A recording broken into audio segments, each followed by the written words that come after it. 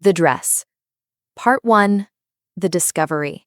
I stood in my childhood bedroom doorway, frozen. Not because I couldn't move, my legs worked fine, but because my brain needed an extra moment to process what my eyes were seeing. The closet door hung open. Inside, the space where my wedding dress had been was empty. Not empty like someone had moved it, empty like it had been ripped away. The protective garment bag lay crumpled on the floor, its zipper torn halfway down. A single pearl button, one of 47 hand-sewn ones, rested on the carpet like a tiny abandoned tooth. My phone buzzed. Sarah, my sister.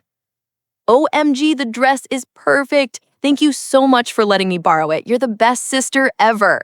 3 exclamation points, heart emoji, crying laughing emoji. I read it twice. Then a third time. I hadn't let her borrow anything. My fingers moved across the screen mechanically. Where are you?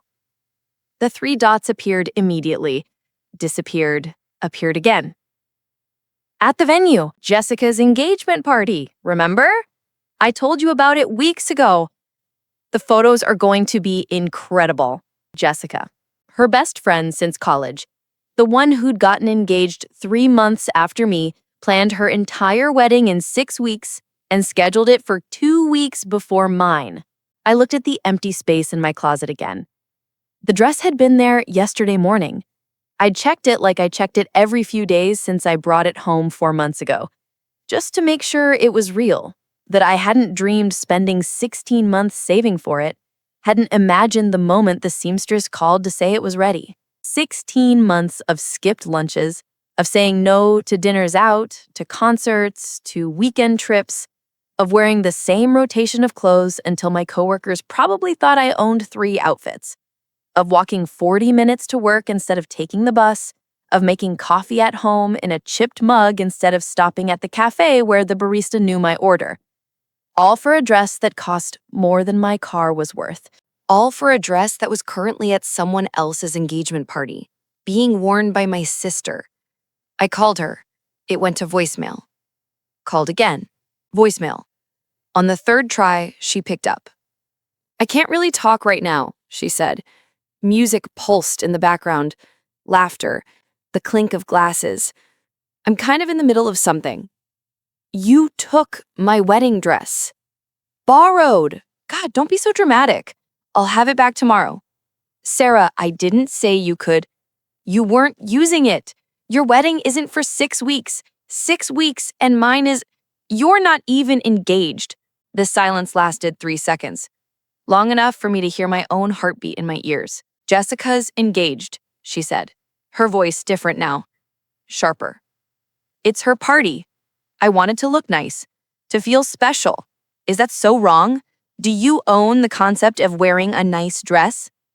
It's my wedding dress. It's a dress. Don't be selfish. Then she hung up. I stood there with the phone pressed to my ear, listening to dead air, my hand shaking slightly. Not from anger yet, from something else. Something that felt like watching a door close that you didn't know was open. The pearl button was still on the carpet. I picked it up, held it in my palm. Then I went downstairs. Mom was in the kitchen, chopping vegetables with the kind of aggressive precision that meant she'd already heard. Don't start, she said without looking up. I know what she took. She called me first to make sure it was okay. The knife hit the cutting board, thwack, thwack, thwack. And you said yes? I said she should ask you. She said she did. Thwack, thwack. She didn't. Mom finally looked up. Her expression was the one she'd worn my entire childhood, the one that meant she was tired, that she didn't have energy for this, that couldn't I just be easier? Emma, she said, it's one dress, one night. She'll give it back. It's my wedding dress. It's a dress you're going to wear for 6 hours and then never touch again. Sarah needed it more. The carrot under her knife split in half. Needed it more? My voice came out strange. Too high. For someone else's engagement party? You know how important appearances are to her, how hard it is for her right now, watching everyone else get engaged and married while she— Mom stopped, pressed her lips together. She's sensitive about these things. And I'm not. You're getting married, Emma. You have someone. You have that security. Can't you let your sister have one night where she feels beautiful, where she feels like maybe her life is going somewhere too? I looked at my mother, really looked at her, at the fine lines around her eyes, the gray she'd stopped covering up 2 years ago, the way she held her shoulders like she was carrying something heavy. When had I become the person who was supposed to sacrifice so others could feel better about their choices? The dress cost $3,000, I said quietly. Then you should have kept it somewhere safe. She went back to chopping. I stood there for 10 seconds, 20, waiting for something. An apology, an acknowledgement, a sign that she understood what she just said. She didn't look up again. Dad came home an hour later. I heard his car in the driveway, heard him come through the front door with that heavy-footed walk that meant his back was bothering him again. I met him in the hallway. "Did Mom tell you about the dress?" He looked past me toward the kitchen, calculating, already deciding which side of this he'd land on. "Sarah's just being Sarah," he said finally. "You know how she is." "I know exactly how she is." "Then why are you surprised?" The question hung in the air between us like smoke. She took something that wasn't hers without asking. That's called stealing. It's called borrowing. And it's called family. We help each other out. He moved past me toward the kitchen. "Your mother's making your favorite dinner, pot roast. Let's just have a nice evening, okay?" But I couldn't let it go. Not yet. At dinner, I tried again. "What if she damages it?" I asked, pushing peas around my plate. "What if she spills something on it? What if—" "She won't," Sarah said. She'd come home 20 minutes ago, sweeping in with cheeks flushed from champagne and attention, her phone full of photos she kept flashing at Mom. "God, you act like I'm some kind of disaster. You spilled red wine on my graduation dress. That was 6 years ago. Are you seriously still mad about that?" "I'm concerned about this." "Well, don't be. I'm being super careful. Everyone said I looked amazing, by the way.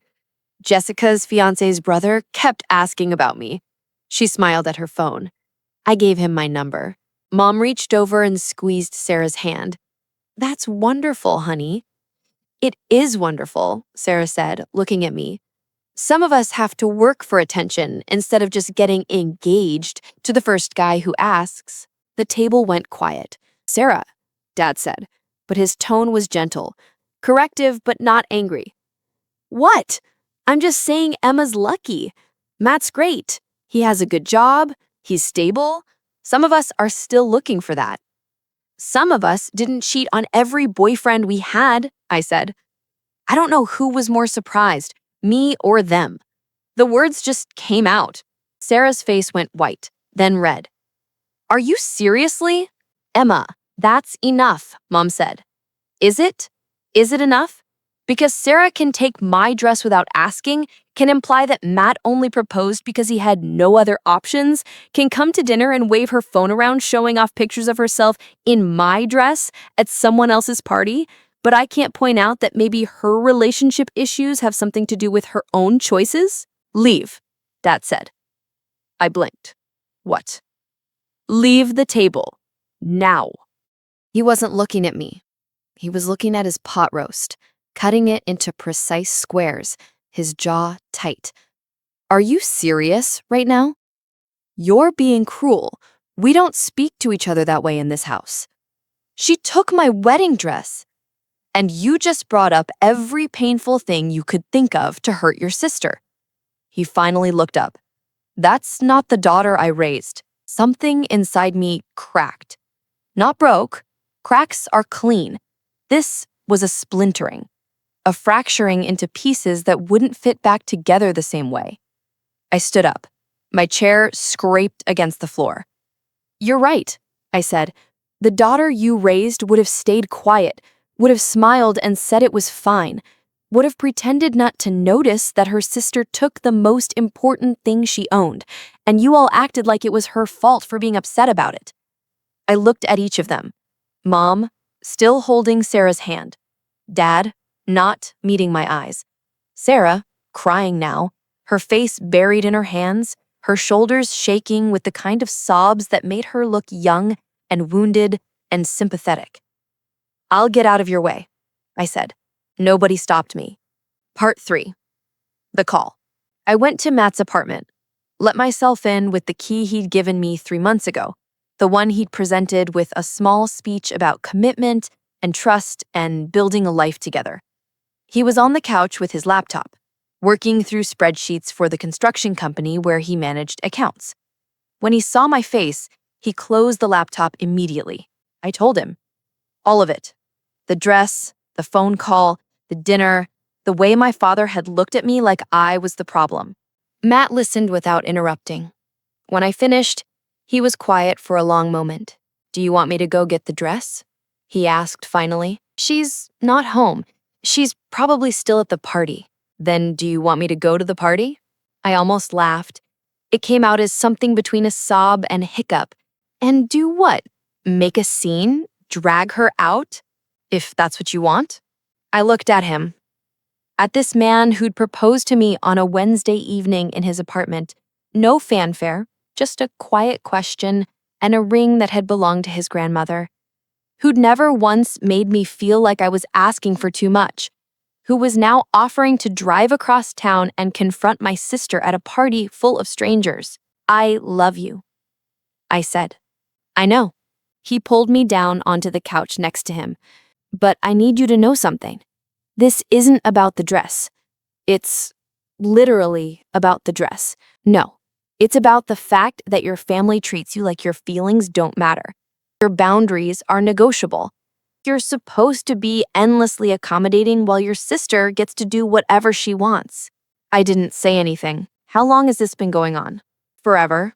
And you've never said anything? I've said things. They don't listen. Then maybe it's time to make them listen. I pulled away slightly to look at him. What do you mean? He was quiet, thinking. Matt always thought before he spoke. One of the things I loved about him, and one of the things that drove me crazy in equal measure.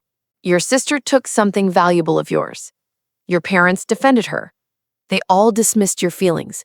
They made you the villain for being upset. So stop being upset. I blinked. What? Stop giving them the reaction they expect. Stop crying, stop fighting, stop trying to make them understand. They're not going to. That's incredibly depressing. It's realistic, and it creates opportunity. Opportunity for what? He smiled. It wasn't his usual smile, the soft, gentle one. This was something sharper, something that reminded me he'd grown up with 3 older brothers who'd taught him that sometimes you had to play the long game, to show them exactly what their choices cost. Part 4. The plan. Sarah returned the dress Sunday afternoon. I was at Matt's apartment when she texted, "Left the dress in your room, good as new, told you you were worrying for nothing." I drove home, took the stairs to my room slowly, opened the door. The dress was hanging on the closet door in its garment bag. The zipper was carefully closed. At first glance, everything looked fine. I opened the bag. The hemline was dirty. Not catastrophically, but visibly. Grass stains, dirt, something that looked like champagne. Carpet, I realized. The delicate lace on the left sleeve had a small tear. And there was a smell, perfume, sweet and cloying, the kind Sarah always wore too much of. I took photos, detailed ones, close-ups of every stain, every flaw, the missing button, the torn lace. Then I went downstairs. Mom was in the living room reading. She looked up when I entered. "Sarah returned her dress," she said. "See, I told you she'd take care of it." I sat down across from her, kept my face neutral. "Yeah, she did." Mom smiled. "I'm glad you're being reasonable about this. I know it seemed like a big deal, but sometimes we have to be flexible with family." "You're right." The smile faltered slightly. "I am?"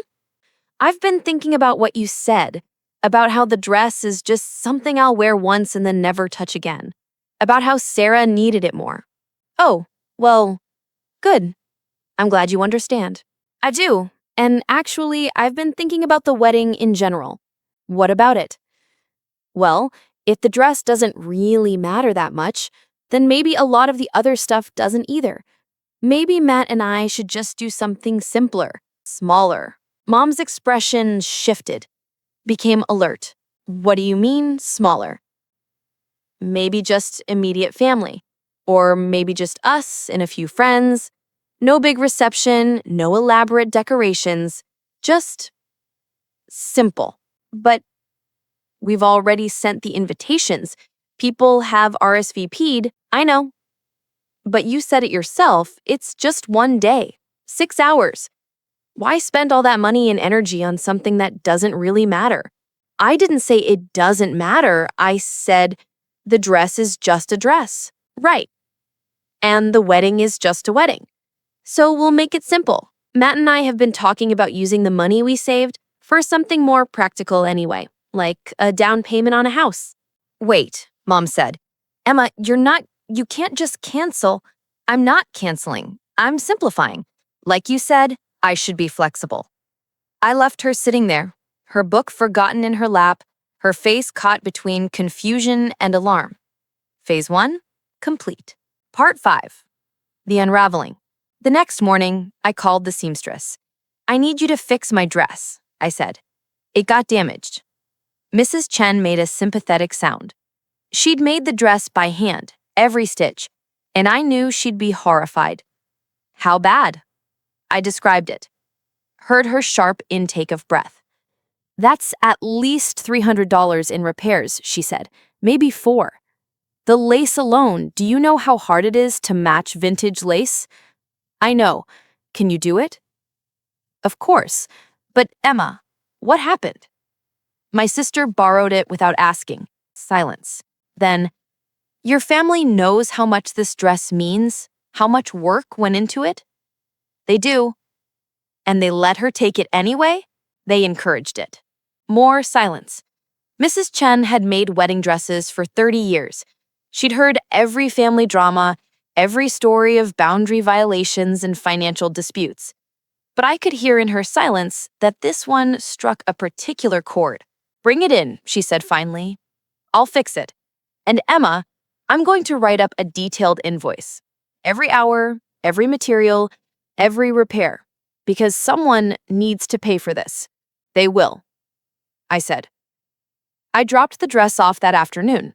Got the estimate, $385. Then I went home and showed my parents the invoice. This is what it's going to cost to fix the dress Sarah damaged. Dad looked at the paper. His face went tight. $385? That's what happens when you damage a custom-made dress. Sarah didn't mean to. Doesn't matter what she meant. This is the cost. Mom reached for the invoice, scanned it. Her lips pressed into a thin line. This seems excessive. It's actually generous. Mrs. Chen is giving me a discount because she knows me. We're not paying for this, Dad said. I know. Sarah is. Sarah doesn't have this kind of money. Then she shouldn't have taken something that costs $3,000 without permission. Emma, Mom said, in that tone that meant I was being unreasonable again, difficult again, too much again. Your sister made a mistake. She feels terrible about it. Does she? Of course she does. Then she'll be happy to pay for the repairs. I left the invoice on the coffee table and went back to Matt's apartment. That evening, Sarah called me. She was crying. You told Mom and Dad to make me pay for the dress repairs? I told them you need to pay for the repairs. To the dress you damaged, that you took without asking. It was an accident. I didn't mean to. Doesn't matter. I don't have $400. Then you shouldn't have taken a $3,000 dress. Why are you being like this? Why are you being so mean? I took a breath, held it, released. I'm not being mean, Sarah. I'm being clear. You took something that wasn't yours, you damaged it. You're responsible for fixing it. That's how the world works. But I'm your sister. Exactly. Which is why I'm not pressing charges for theft. I'm just asking you to pay for the repairs. Charges? You would press charges? If someone who wasn't my sister had broken into my room, taken a $3,000 item without permission, and damaged it, what would you call that? She didn't answer. You have 2 weeks, I said. That's when I need to pick up the dress from Mrs. Chen. You can pay her directly or pay me. Your choice. I hung up. The messages started within 5 minutes. From Sarah, I can't believe you're doing this to me. From Mom, you're tearing this family apart over money. From Dad, your sister made a mistake. We all make mistakes. This is not how family treats each other. I responded to none of them. Instead, I sent a group text to Matt's family, his parents, his 2 brothers, his sister. Change of plans for the wedding. Going to keep things small and intimate. We'll send new details soon. Love you all. Matt's mom called immediately. Emma, honey, what's going on? I told her everything. The dress, the dinner, the invoice, the messages. When I finished, she was quiet for a long moment. What do you need? She asked finally. Nothing. I just wanted you to know we might be making some changes. Does Matt know about this?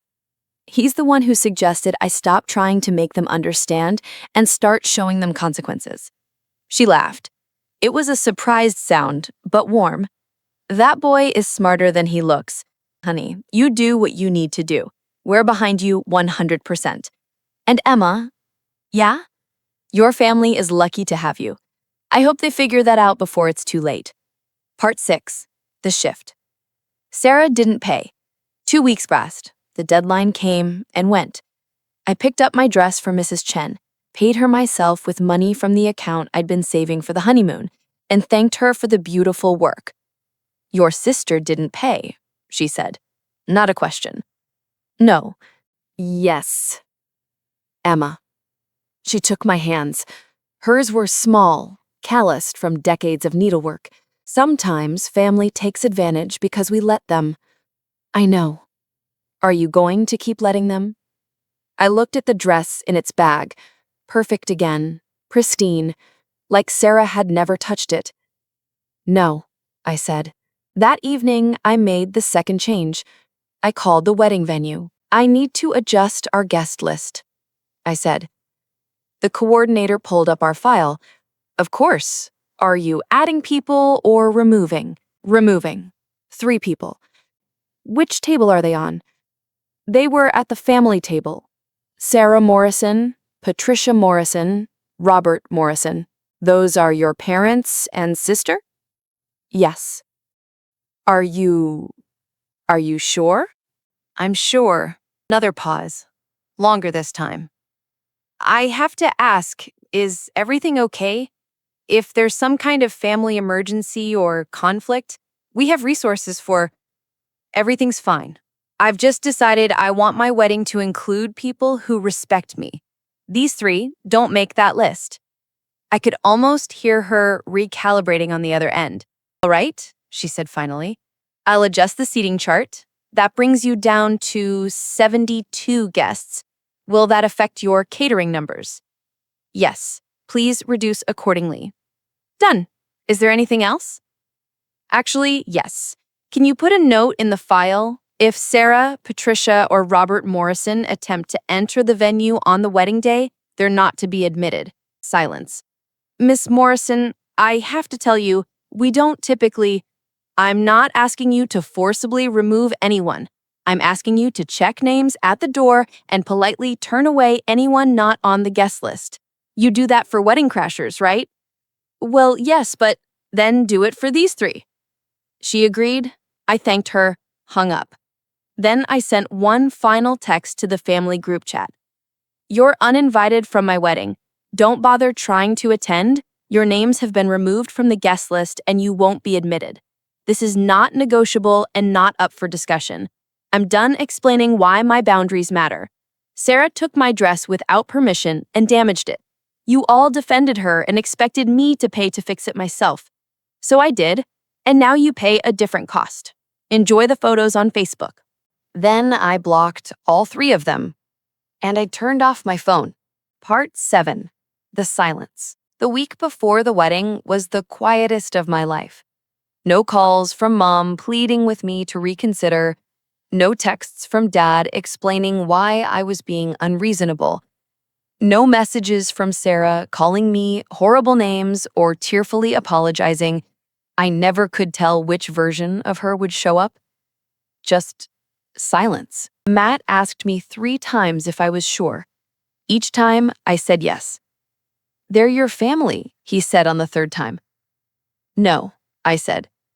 "Family doesn't treat you like your feelings are inconvenient. Your boundaries are suggestions. Like you exist to make their lives easier while they make yours harder. Then what is family?" I thought about his parents, who'd taken me to dinner when I told them what happened and told me I was brave. About his sister, who'd texted me privately, "Good for you. I wish I'd had your spine when I was planning my wedding." About his brothers, who'd offered to stand guard at the venue, half joking, half serious. "That," I said, pointing at his phone where the messages from his family sat. "That's family." The night before the wedding, I dreamed about my mother. We were in my childhood home, in the kitchen. She was making pot roast again. I was sitting at the table, watching her cook. "You were always the difficult one," she said, without turning around. "Sarah was easy. She told us what she needed. You always pretended you didn't need anything. I did tell you. You didn't listen. We listened. We just couldn't give you what you wanted. Why not?" She finally turned around.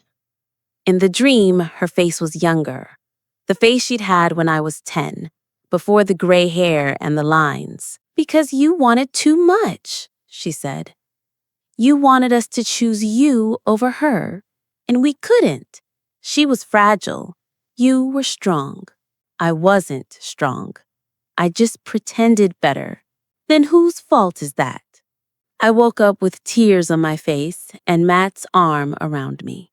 "Bad dream?" he murmured, half asleep. "Yeah. Want to talk about it?" "No." "Want me to tell you it's not too late to invite them?" "No." Good, because I wasn't going to. I laughed. Then I cried. Then I fell back asleep. And when I woke up the next morning, it was my wedding day. Part 8. The day. The dress fit perfectly. Mrs. Chen had worked a small miracle. Every stain was gone. The lace was repaired so seamlessly I couldn't find the tear. Even the missing pearl button had been replaced with an identical one she'd somehow sourced from her vast collection of materials. I stood in front of the mirror in the bridal suite at the venue, staring at myself. Matt's mother was helping with my hair. His sister was managing my bouquet. His aunt, a photographer, was capturing every moment. Not one person from my birth family. "You look beautiful," Matt's mom said, pinning the last curl into place. "Thank you for everything." "You don't have to thank me. This is what family does." "Is it?" I looked at her reflection in the mirror. "Because I thought family was supposed to make you feel like you're always asking for too much." She set down the hairpin, turned me to face her. "Listen to me. Your family trained you to believe your needs were negotiable, that your boundaries were optional, that your feelings were inconvenient. But that's not love, Emma. That's manipulation. They'd say they were just trying to keep the peace, to make things easier." "Easier for who?" "Not you. Never you." She hugged me. I let myself sink into it. This woman, who'd known me for only 2 years, but had shown me what maternal protection actually looked like. The wedding was beautiful. 72 people. Every single one of them someone who'd proven they respected me, who'd shown up not because they had to, but because they wanted to. Matt cried when I walked down the aisle. So did his father, who walked beside me when I told them I wanted to walk alone, but they'd insisted I shouldn't have to. "You're not alone," Matt's dad had said. "Not anymore." The ceremony was short, the vows we'd written ourselves. When Matt slipped the ring on my finger, his hands shook. "I promise," he said, voice rough with emotion, "to always listen when you tell me what you need, to never make you feel like your boundaries are inconvenient, to choose you every day, even when it's hard." I'd written my own vows, but in that moment, I improvised. "I promise to believe I deserve that," I said. The reception was perfect. The food was incredible. The music was exactly what we'd wanted. People danced and laughed and celebrated not just our marriage, but us, who we were, what we'd chosen to build together. Around 9 p.m., Matt's brother approached me. "Someone's at the door," he said quietly. "Says she's your sister." My stomach dropped. "Did you let her in?" "No. We've got security handling it, but she's making a scene. Says she has a right to be here, that you're being cruel, that she just wants to talk to you." I looked across the room. Matt was dancing with his grandmother, both of them laughing at something, happy, unburdened. "Tell security to escort her off the property. If she refuses, call the police." "You sure?" I'm sure. He nodded and walked away. 10 minutes later, my phone buzzed. I'd turned it back on that morning, removed the block, and almost immediately received 17 messages. I'd read none of them. This one was from my mother. "Your sister is in the parking lot crying. She just wanted to see you on your special day. How can you be so heartless?" I stared at the message for a long time. Then I typed, "You taught me to be. You taught me that my feelings don't matter, that my boundaries are negotiable, that I should sacrifice my needs so Sarah can feel better about her choices. I finally listened. This is the result. I hope she has someone to comfort her, the way you comforted her when she stole my dress, the way you never comforted me." I hit send. Then I turned off my phone again. Matt found me in the corner, alone, holding my bouquet like a shield. "You okay?" he asked. "Sarah's in the parking lot." "I know. My brother told me. Security's handling it. Mom texted me. Said I was heartless." He took the bouquet from my hands, set it on a nearby table, took both my hands in his. "You are the strongest person I know," he said. "Not because you don't feel things, but because you finally refuse to let their feelings matter more than yours. That's not heartless. That's brave." It doesn't feel brave. It feels lonely. Sometimes it does. But look around.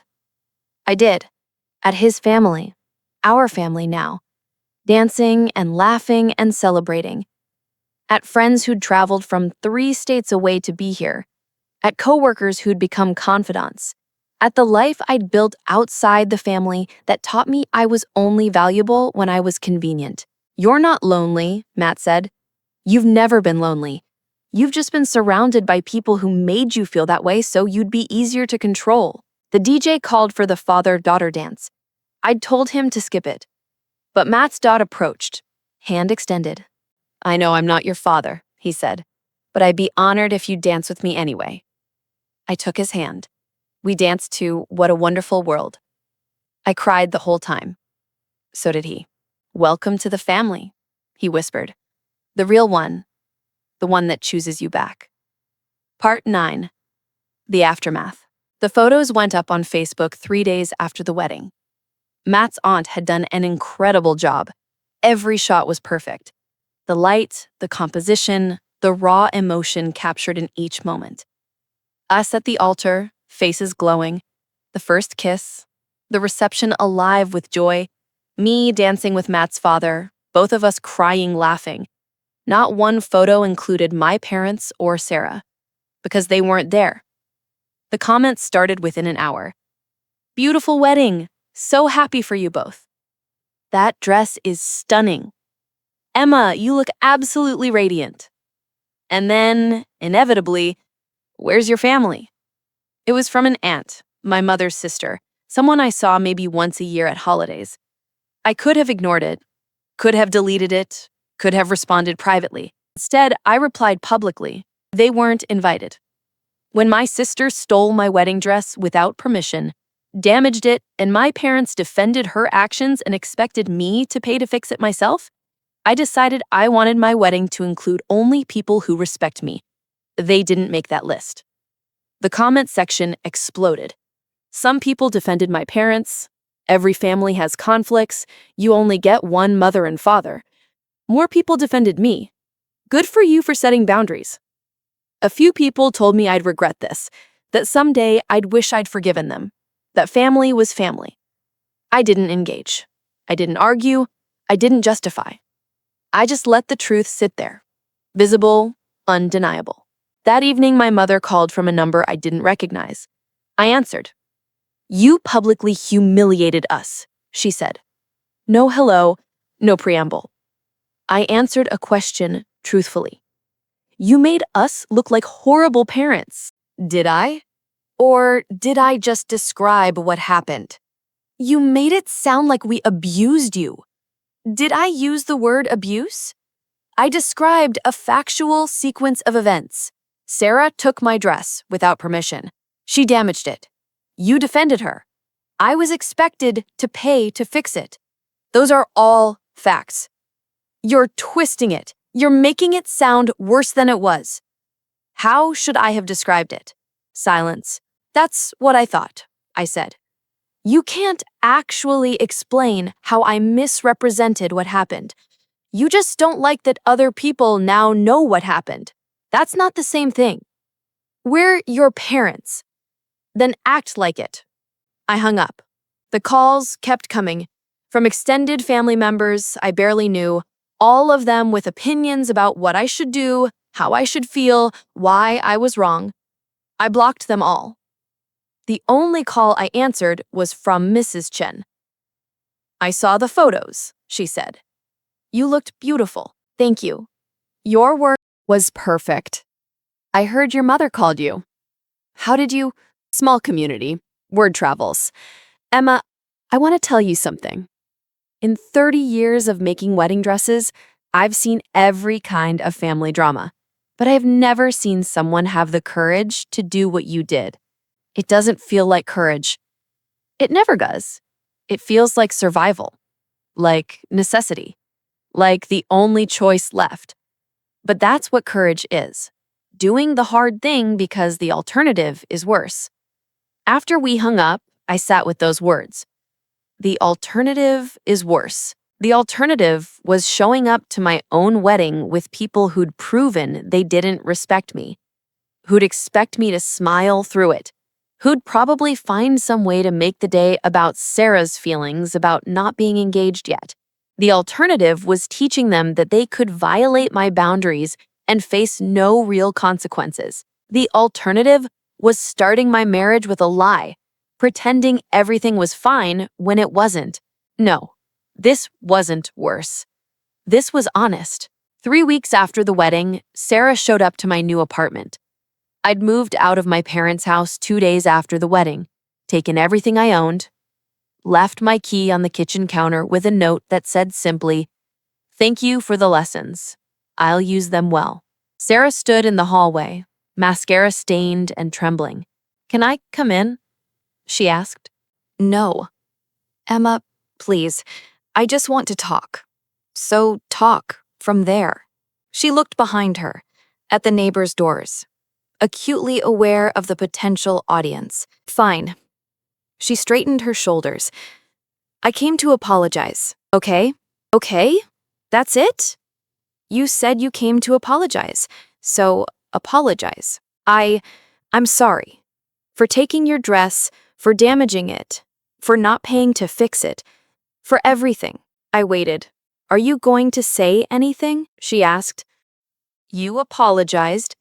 I heard it. Was there something else? Don't you want to, I don't know, accept it? Say it's okay? Can we move past this now?" "No." Her face crumpled. "Why not? I apologized." "Sarah, do you know why you're apologizing?" "Because I took your dress." "No. You're apologizing because I set a boundary and enforced it, and now you're facing consequences you don't like. You're not sorry you took the dress. You're sorry I didn't just accept it like I always do. That's not, I am sorry. Are you sorry enough to pay the $385 it cost to repair? She went very still. I don't have that money. But you've been to 3 concerts in the last month? I saw the Instagram posts. Those tickets cost at least $100 each. That's different. That's my money. I earned it. And I earned the money I spent on the dress you stole and damaged. But you don't think you should have to pay me back because you spent your money on things you wanted more than making amends for what you did to me. Why are you being like this? I'm being clear. I'm stating facts. You're calling it being like this because you don't like facts when they make you uncomfortable. She wiped her eyes, tried a different approach, the one that had always worked when we were kids. Emma, I'm your sister, your only sister. Doesn't that mean anything to you? It used to.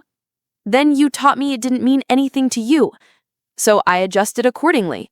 I never said you didn't have to say it. You showed it. When you took my dress, when you damaged it, when you didn't pay to fix it, when you showed up to my wedding uninvited and made a scene. Actions, Sarah, not words. Your actions told me exactly how much being sisters means to you. So what, you're just gonna hate me forever? Cut me out of your life completely? I don't hate you. I just don't trust you. And I don't invest energy in people who've proven they don't respect me. That's basically the same thing. No, it's not. Hate requires emotional investment. This is just absence. You're not in my life because you've shown me who you are, and I believe you. She stood there, tears running down her face, looking young and lost. The part of me that had protected her our entire childhood wanted to cave, to comfort her, to tell her it was okay. But Matt's voice echoed in my head. They made you responsible for their feelings, so they didn't have to be. I can't fix this, can I? Sarah said finally. Nothing I say will change your mind. Not nothing. But an apology without changed behavior is just manipulation. So, no, words alone won't fix this. Then what will? I thought about it. Really thought about it. Time, I said finally. Time where you demonstrate through consistent action that you respect my boundaries, that you value my feelings, that you're capable of considering how your choices affect other people. A year, maybe. Maybe more. A year? You spent our entire lives treating me like I existed to accommodate you. You think one apology should erase that? That's not how trust works. Mom and Dad won't wait a year. They want us to fix this now. Mom and Dad are welcome to their feelings. Those feelings are not my responsibility. You've changed, she said. It sounded like an accusation. I have. I learned to value myself as much as I valued all of you. Turns out, I was the only one doing that math wrong. She left. I watched her walk down the hallway, shoulders hunched, still crying. I waited for the guilt to come. It didn't. Part 10. The truth. 6 months after the wedding, my mother sent me a letter. Not an email, not a text, an actual letter, handwritten on her good stationery, delivered through the mail. I almost didn't open it. Held it for 3 days, looking at my name written in her careful script, trying to decide if I wanted to know what it said. Finally, on a Sunday morning, with Matt out for a run, I opened it. Dear Emma, I've written this letter 17 times. Thrown away 16 versions because I kept trying to explain, to justify, to make you understand why we made the choices we made. But I think the problem is that I've spent your entire life trying to make you understand instead of just listening. So I'm listening now, even though you're not speaking. I'm listening to the silence, to the absence, to what you've been saying without words for 28 years. You were right about Sarah and the dress. You were right about the dinner. You were right about the wedding. You were right about all of it. I could tell you that we didn't mean to hurt you, that we thought we were doing what was best, that Sarah always seemed more fragile and you always seemed so strong. But these are explanations, not excuses. And I think you're tired of our explanations. The truth is this: we took advantage of your strength. We treated your resilience as permission to hurt you. We made you responsible for your sister's feelings while ignoring yours. We taught you that love meant sacrifice, but we only ever asked you to do the sacrificing. That wasn't love. I see that now.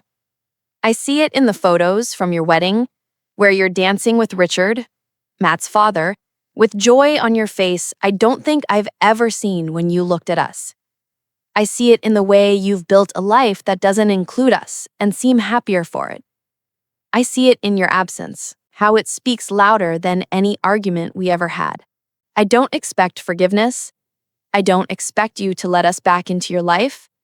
I don't expect anything because I've learned, too late, that expecting things from you was part of the problem. I just want you to know that I see it now. I see what we did. I see who you are. Someone who deserves so much better than what we gave you. I'm proud of you for setting boundaries, for protecting yourself, for building a life with people who choose you the way we should have. I'm sorry it took losing you to learn how to love you properly. Mom. I read it 3 times. Then I folded it carefully and put it in my desk drawer. When Matt came home, sweaty from his run, he found me on the couch staring at nothing. "You okay?" he asked. "My mom sent a letter." He went still. And she apologized. A real one. Not a "sorry you feel that way" or "sorry but you hurt us too." Just sorry. How do you feel about that? I don't know. He sat beside me, didn't push, just waited. Part of me wanted this, I said finally. Wanted them to understand, to see what they did, to acknowledge it. And now that she has, now I don't know if it matters. Is it enough to see something after you've already destroyed it? I don't know. Is it?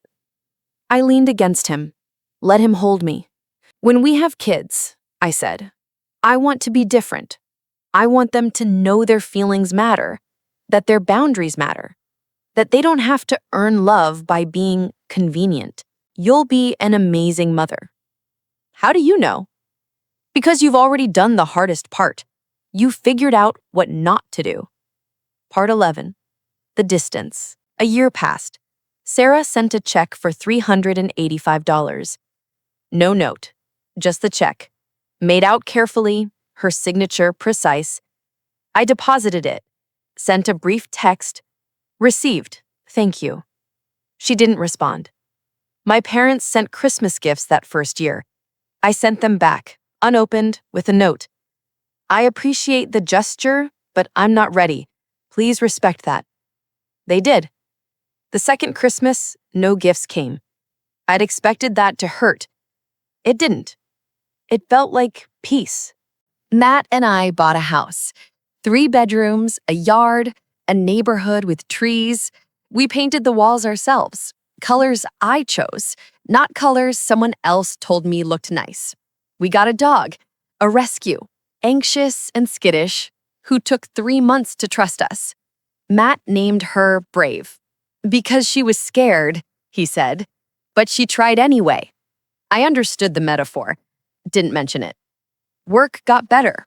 I stopped apologizing for taking up space, for asking for what I needed, for setting boundaries with colleagues who expected me to carry their workload. My boss called me into her office 6 months after the wedding. "You've changed," she said. Here it comes, I thought. The accusation. The implication that I was difficult now, demanding, too much. "You're more confident," she continued. "More direct, more willing to advocate for yourself. I'm promoting you to senior analyst.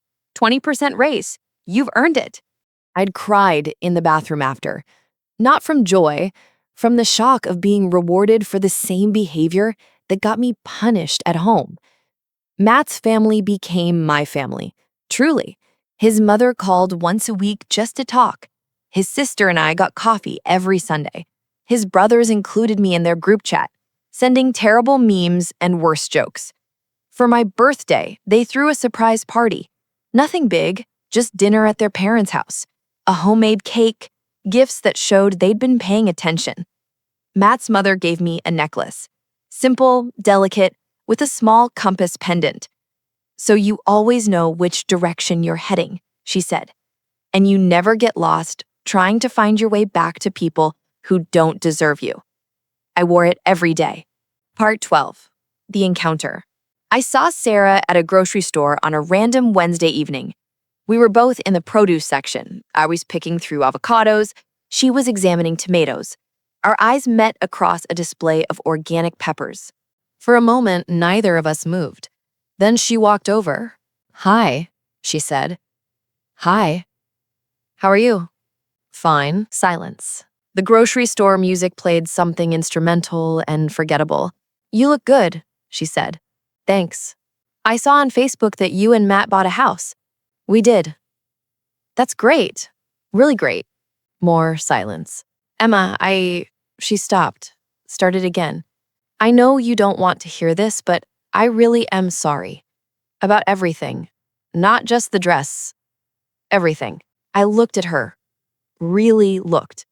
She'd cut her hair shorter, lost some weight, had lines around her eyes that hadn't been there a year ago. I said, "Just, okay? What else do you want me to say?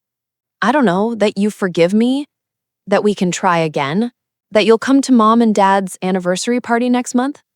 There it was, the real reason for the apology. "I'm not going to their anniversary party." "Why not? It's been over a year. How long are you going to punish us?" "I'm not punishing anyone. I'm just not participating in relationships that hurt me." "We're your family." You keep saying that like it means something. The word family is a magical incantation that erases everything else. It's not. So you're just going to cut us out forever, never speak to us again, pretend we don't exist? I'm going to keep living my life. If you're not in it, that's a consequence of your choices, not mine. Your life with Matt's perfect family, you mean, where everyone is nice and supportive and never makes mistakes. They make mistakes. They just apologize and change their behavior instead of expecting me to pretend it didn't happen. Sarah's face flushed. "You're so self-righteous now, so above it all. You act like you're the only one who got hurt. I'm the only one who respected myself enough to stop accepting it. Mom cries about you. Did you know that? She cries all the time. She misses you. Dad won't talk about you at all. It hurts him too much. But you don't care, do you? As long as you get to be right? This isn't about being right. It's about being safe. And I'm not safe with people who've proven they'll sacrifice my well-being to avoid uncomfortable conversations." I understand. Good. Because if you want to be part of my life, really part of it, you have to accept that. You have to accept me as I am, not as you wish I was.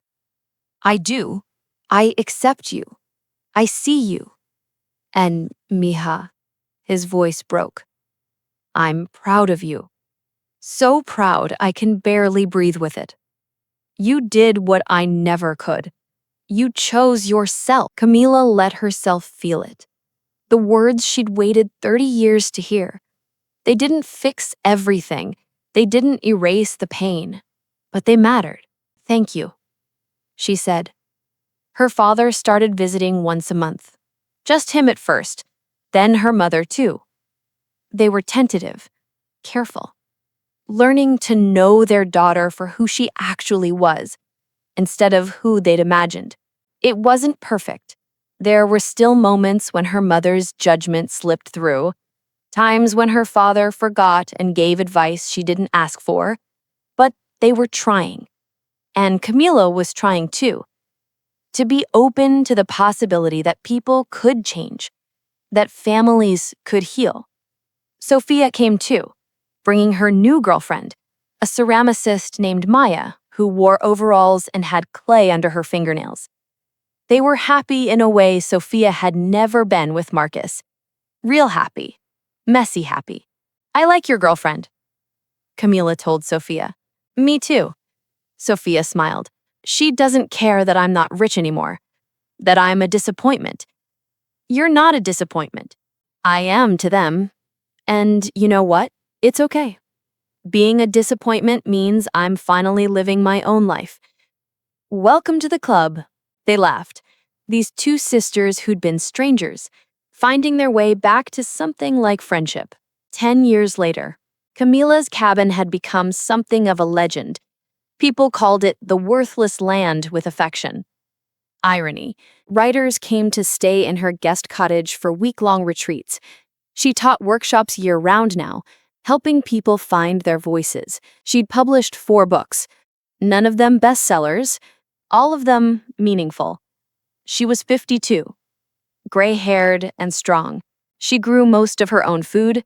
She had a dog, a rescue mutt named Poet. She had friends who showed up for her. Work that mattered. She had enough. One evening, a young journalist came to interview her for a magazine article about alternative success. "How do you know?" "Because we know what not to do." I thought about my mother's letter, still in my desk drawer, about Sarah in the grocery store, about the years of training myself to believe I was asking for too much when I asked for anything at all.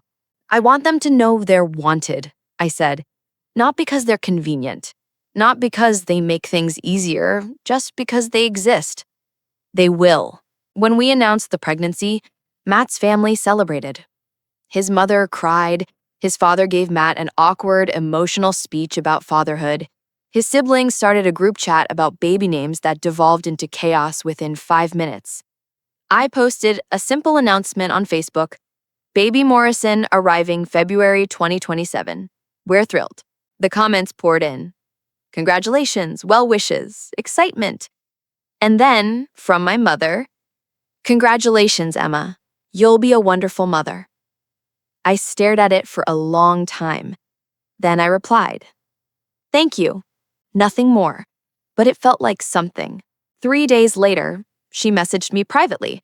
"I know I don't have the right to ask this, but when the baby is born, I'd like to meet them.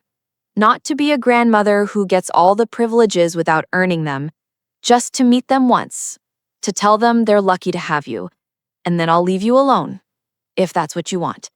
I'd like to meet them." "What do you think?" I asked. "What do you want?" "I don't know. Part of me wants to say no, to protect our child from people who might hurt them the way they hurt me. And the other part? The other part wonders if I'm depriving them of something, or if I'm just protecting myself and calling it protecting them."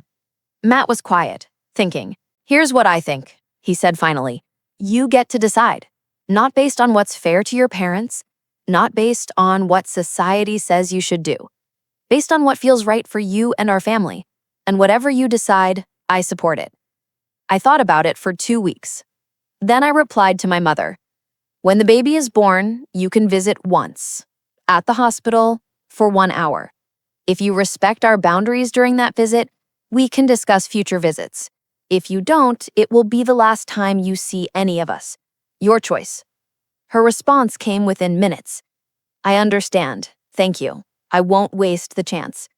When our daughter was born, 7 pounds, 3 ounces, with Matt's eyes and lungs that announced her presence to the entire maternity ward, my parents came to visit.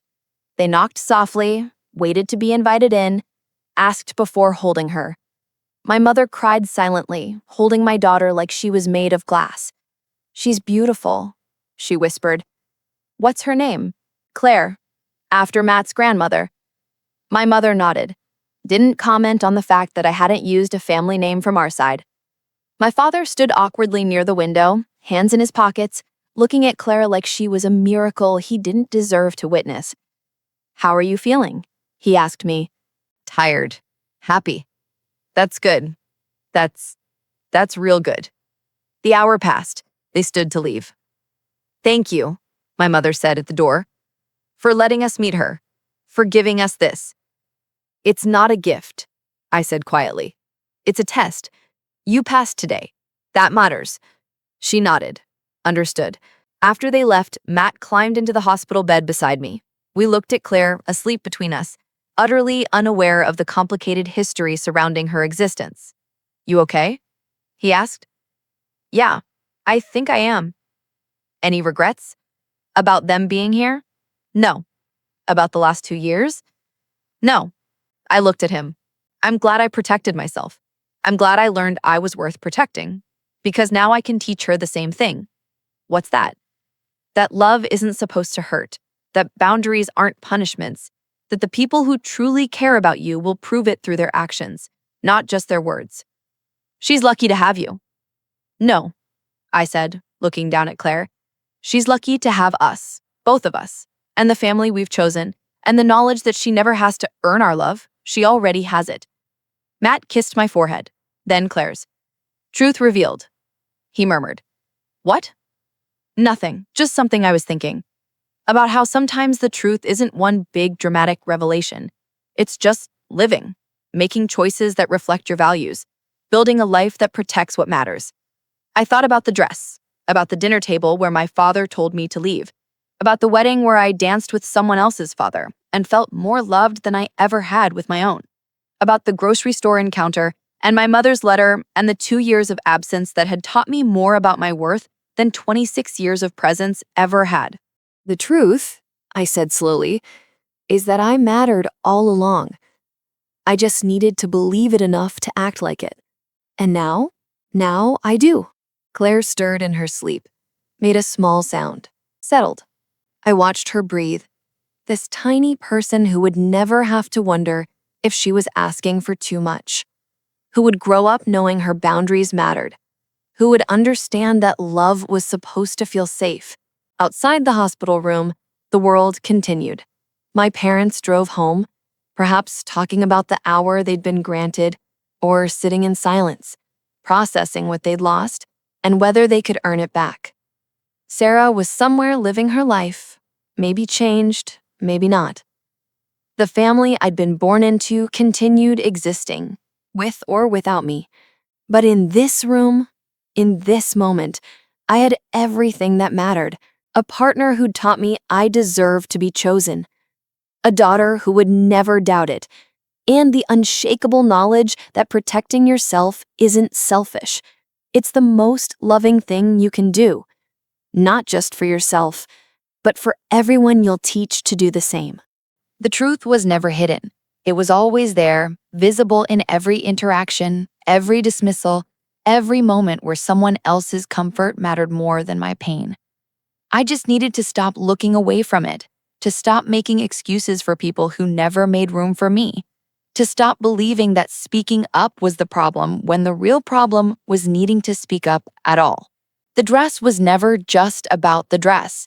It was about every time I'd been expected to give something of myself, my time, my energy, my joy, my peace, and pretend it didn't cost me anything. It was about finally saying, this costs me everything, and I'm not paying anymore. And the real twist? It wasn't that my family learned their lesson. It wasn't that they had some grand epiphany and changed completely. The twist was that I learned I didn't need them to. I learned I could build a life so full of genuine love and respect that their absence felt less like loss and more like space for something better. That's the truth I needed them to see. And when they couldn't, or wouldn't, I stopped waiting for their recognition and gave it to myself instead.